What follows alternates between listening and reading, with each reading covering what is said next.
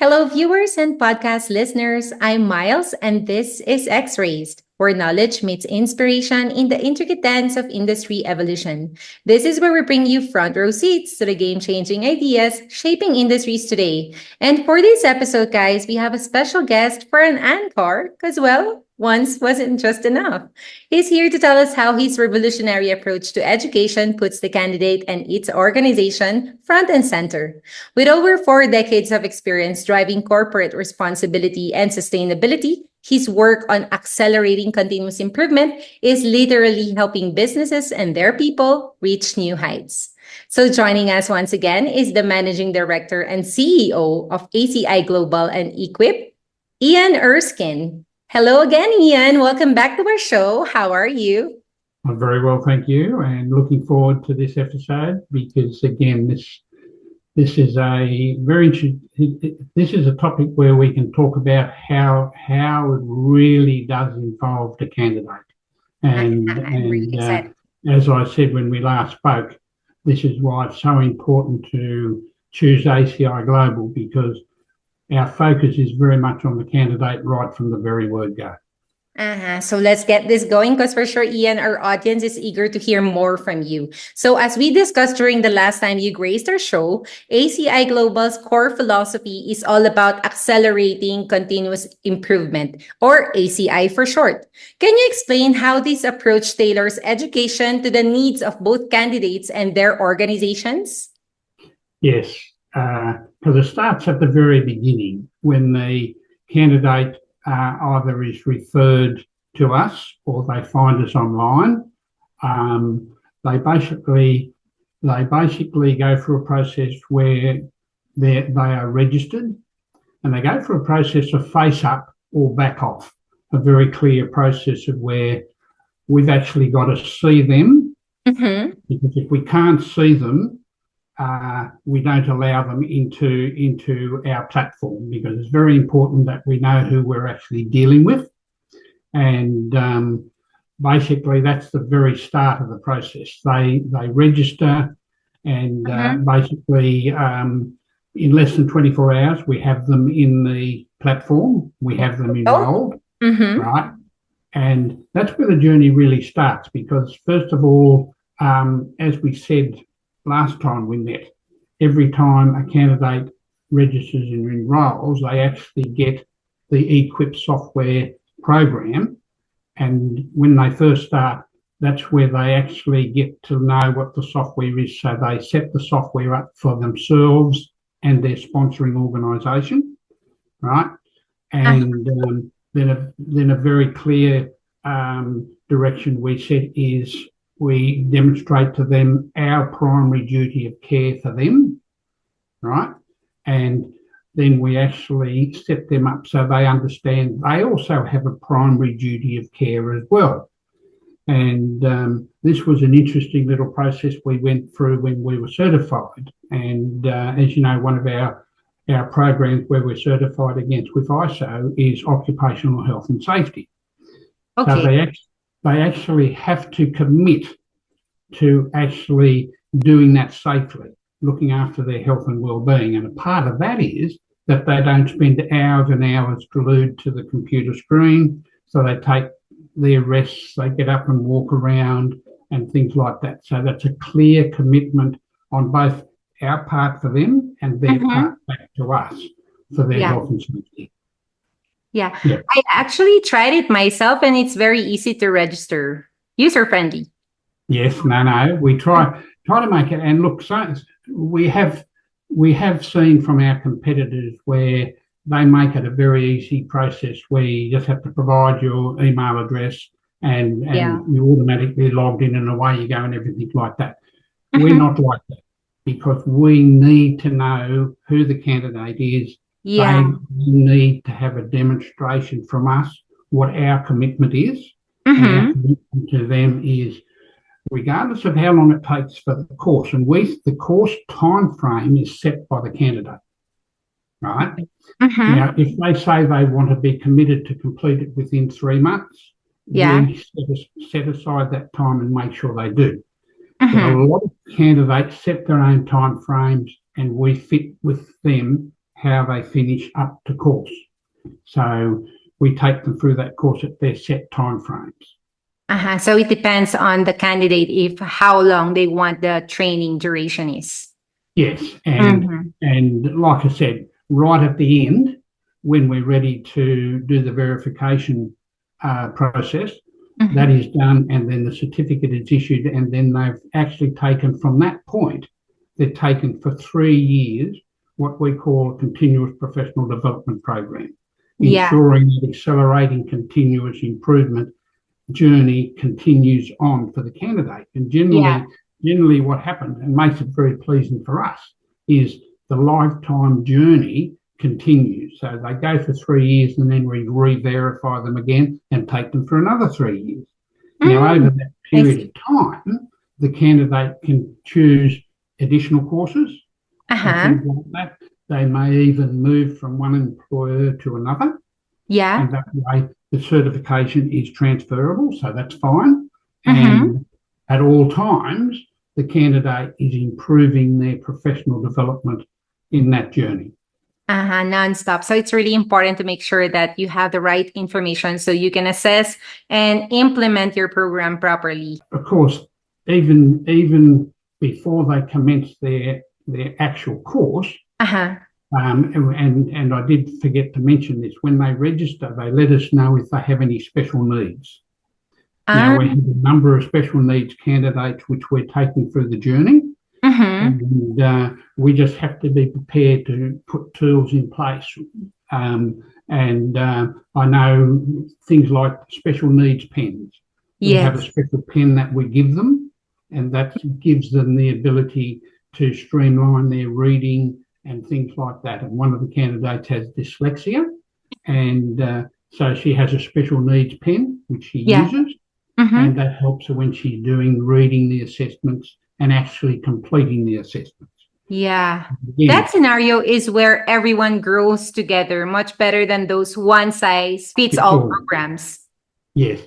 And look, whilst the core content can be streamlined and fits the ISO standard and is ready for the candidate, it's not a fits-all for everyone. As you said, we have to be prepared for special needs, different ages, and that's one of the things that we will address probably in the next episode, is where we're stepping into the new marketplace, years 10 to 12, and how we're getting that set up with organisations and approaching organisations to be involved in that journey.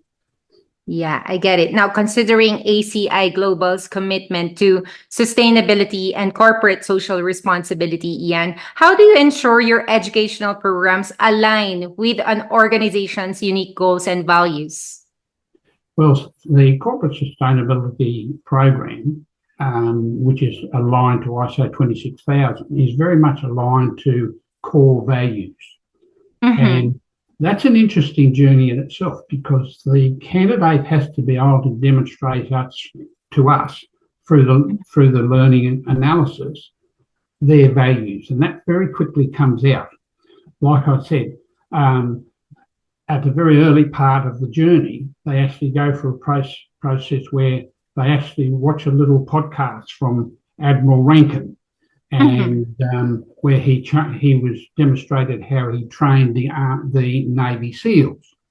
And that's part of the commitment, where we need to see what their values are, their ethics, their values, and it goes into where we build their profile. Now, with us, when we talk about the continuous professional development, a very big part of that is them demonstrating leadership. Right? And the initial part of the leadership program, and also forms a part of the learning needs analysis, is for them, again, to demonstrate what they actually mean by leadership. Right? Now, one of the major parts of leadership is being able to not only demonstrate, but they have to understand the true meaning of change. Because as you go through your life, things happen and changes have to be made. And the first part, one of the first resources they have access to is a little book called Who Moved My Cheese? Okay. It's about two little mice and two people. Now, Okay. it's pretty obvious what happens. Basically, the two mice are in the old home and using the scraps from the inhabitants and things like that. But eventually, the inhabitants move away, and Mm-hmm. all of a sudden, one of the mice realizes, well, they're not getting any food anymore. Yeah. They're beginning to starve. So Mm-hmm. that's what it's all about. It's all about change and things like that. And again, stepping from that, as I Mm-hmm. said, they go in and they watch that little podcast, Admiral Rankin, where he's training the SEALs. And I Mm-hmm. might have mentioned it to one of the key things that always strikes out to me is Mm-hmm. the group of SEAL pups were in cold mud in the ocean up to their Uh-huh. necks. So the only thing that the sergeant major could see was their heads. And he said, you have to stay there, show your endurance for well over half an hour. And it was freezing cold. You could almost hear their teeth chattering and things like that. Mm-hmm. Early part of the journey, one of the SEALs started to sing to give him strength. And immediately the sergeant major sung out in a loud voice, shut up. And the SEAL thought for himself, well, if I do shut up, I'm going to freeze and I'm not going to survive. So he Yeah. started to sing louder. Then all of a sudden, his SEAL pup mates started to Okay. sing as well. So all Mm-hmm. of a sudden, there was this crescendo of them all together singing at the top of their voice. And basically, what happened when the sergeant major called them out, they all came out and he said in a very loud voice, well done, you have shown true leadership. One of them Mm-hmm. stepped up, started to sing. The others then realised, that's not a bad idea. Mm-hmm. Maybe if I keep myself warm, I'll sing. So Mm-hmm. little things like that pop Mm-hmm. up in the journey between the candidate, ACI Global, and the sponsoring organisation, because things happen in an organisation's journey for them as well. So Mm-hmm. both candidate, whether that's a manager, supervisor, it doesn't matter. Yeah. They again, their core values have to be there and have to be Yes. strong and sustainable. Sustainable. Yeah. So building skills and aligning goals and values while being socially and environmentally responsible, Ian, just how everyone would like it. Yes, Mm-hmm. and again, so it's getting to understand the candidate and putting the candidate first.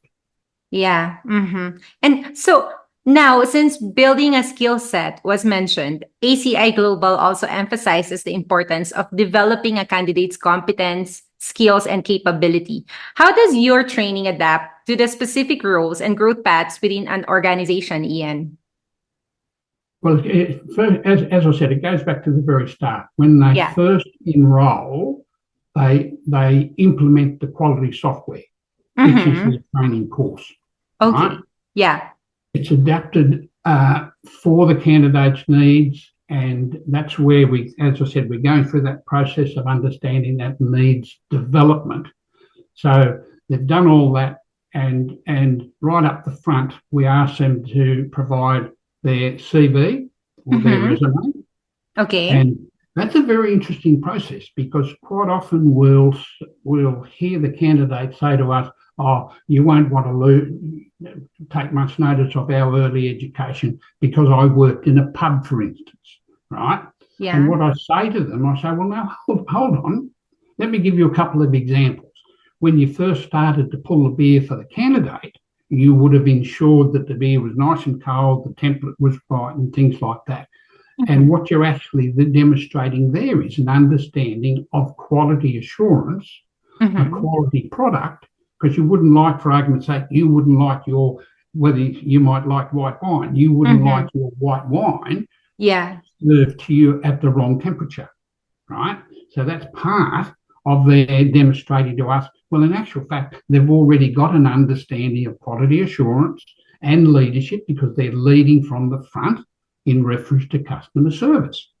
So Mm-hmm. when they provide their CV and resume to us, we look at their whole learning journey, sometimes all the way back to when they left college or they left university, all the way back we go through, because Yeah. part of what we asked them with their CV is we ask them every step of their journey. We want to know what their most important outcome for not just themselves, but their organisations. What was the outcome they were able to work with their organisation to achieve the organisation's key performance targets and objectives?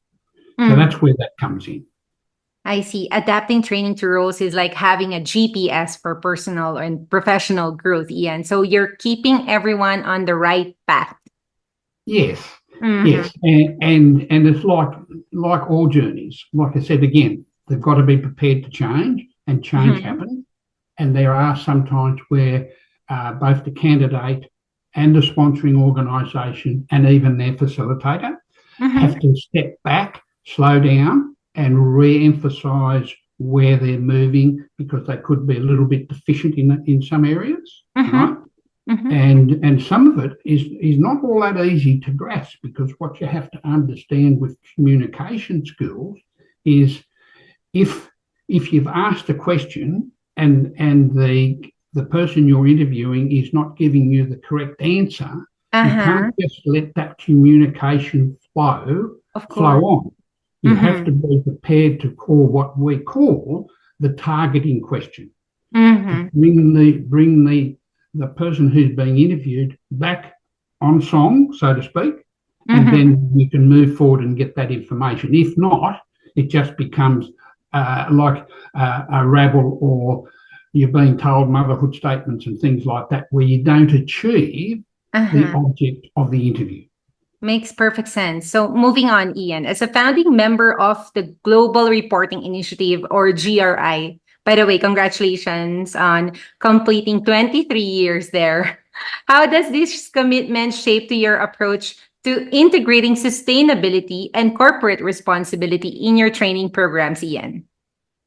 Well, again, that's an interesting question. You have the ability to frame the questions uh, and very right up to date, because at the moment we are celebrating 23 years. Yeah. And like we But a initially talked, milestone. yeah, like we talked about during our last interview, that changes have been made, changes Mm-hmm. within the world are happening, and we have to be prepared to make those changes ourselves. And this is where not only the candidate is being aware, because our training has had to change to incorporate changes coming through, not only from the Global Reporting Initiative, but from the ISO standards.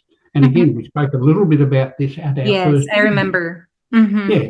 So, and again, the interesting thing for me, and this is where I guess I'm privileged in a lot of ways, because I'm dealing with lots of organisations. I'm auditing an organisation right at this very time, where they're a global organisation and their global head office is requiring them to make changes here in Australia. Yeah. Now, there has been some hesitancy, but I'm in a position where, again, my background, my experience enables me to say to these people, well, if you stop and think about it, Mm-hmm. what you can demonstrate back to your head office is Mm-hmm. we're actually doing a fine job in reference to looking after our people in the workplace in reference to changes to the climate. And it wasn't long before the company were actually saying to me, well, in actual fact, we're doing very well. But That's good. Yeah. the only thing which they're grappling with at the moment is the level of reporting required. And I was able to sit back and I actually was able to pinpoint a couple of areas where they had to actually step back themselves to give the people who were getting the data ready. They Mm-hmm. had to step back and say, well, hang on a minute, this is such a rather involved process for these guys, right? You Yeah. could see the stress that was on the main person who was doing that collection of the data. Mm-hmm. So basically that led on to, okay, so let's have a look how you ensure your personnel ensure their key performance indicators are up to what they're supposed to be, because Mm-hmm. if they're not achieving their targets, ultimately the organisation will then fail to meet their targets, Yeah. which are being required from their corporate office, right? Mm-hmm. So again, it's this journey between the candidate, the organisation, and in this instance, the third party auditor, where I step in. Mm-hmm. And that's where I get a lot of my experience, a lot of my motivation Mm-hmm. from different organisations. Every organisation is different, but they all have their strengths and their weaknesses, but their opportunities for improvement. Mm-hmm. And this is a very interesting little story because sometimes if you look at it at like a blinkered approach, you will look at that issue and you might come back to you as a non-conformance, but in actual fact, you can very quickly turn that non-conformance into an opportunity for improvement, either Yeah. for the candidate going through their learning journey or the Mm-hmm. organisation going through their journey of Yeah. sustained success. And Mm-hmm. it's a win-win for everyone. Yeah, I agree. And I knew it. I mean, integrating sustainability into education. That's actually how I expected it from you, Ian. It's very strategic and of course smart and forward thinking. So finally, before we let you go, Ian, what advice would you give organizations looking to invest in their people's education, and why is ACI Global the right partner to achieve their goals? Well, that's a very easy one to answer. And because the very last part of the learning needs analysis is the candidates must understand the makings of what a quality organisation is all about. Mm-hmm. Now, quite often it'll come across and the candidate will say to us, oh, there's so many standards involved that we need to read and understand. I'm just doing the quality standard for my training. Mm-hmm. Whereas we'll say to them, yes, but when you go through this exercise of understanding a quality organisation, it's more than just one standard or one program, because a quality organisation must be able to develop or understand its core values, its strategic planning, must demonstrate ethics, which we Most call corporate importantly. social responsibility. Mm-hmm. Every organisation has corporate social responsibility, and put it in a wider perspective. The Mm-hmm. attitude I like to put across to the organisations I'm dealing with, plus my candidates, is we have to leave this environment in a better place for our children and our grandchildren than where it is now. If Mm-hmm. we can't demonstrate that, so if the candidate is unable to demonstrate that back to me as their facilitator, we have to step back and realign, right? If, as a third party auditor, when I'm auditing that organisation, the same thing applies. They have to demonstrate ongoing improvement, which we call sustained success, right? Sustained success. And for Mm-hmm. them to achieve that and achieve their corporate social responsibility values and goals, they have to demonstrate accelerating continuous improvement, ACI. So that's Yeah. basically what it's all about. Yeah, it all revolves in ACI. Yes, yes. Yeah, so those are very wise words, Ian. Thank you so much. Absolute pleasure. And I look forward to the next interview. So, guys, investing in people's education is like planting seeds for future success. Nurture them, and you'll reap a bountiful harvest. And with ACI Global, you're getting a top notch partner in that journey.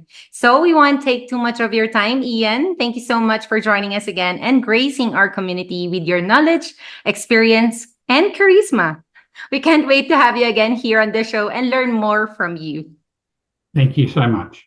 You're very much welcome. It's a pleasure to have you. And to everyone watching or listening around the world, if you're looking to boost your organization's performance and sustainability, don't hesitate to reach out to Ian and ACI Global for world-class training and development solutions. Thanks again, guys, for tuning in. I'll see you in our next episode. This has been your host, Miles. Stay focused and inspired with X-Ray.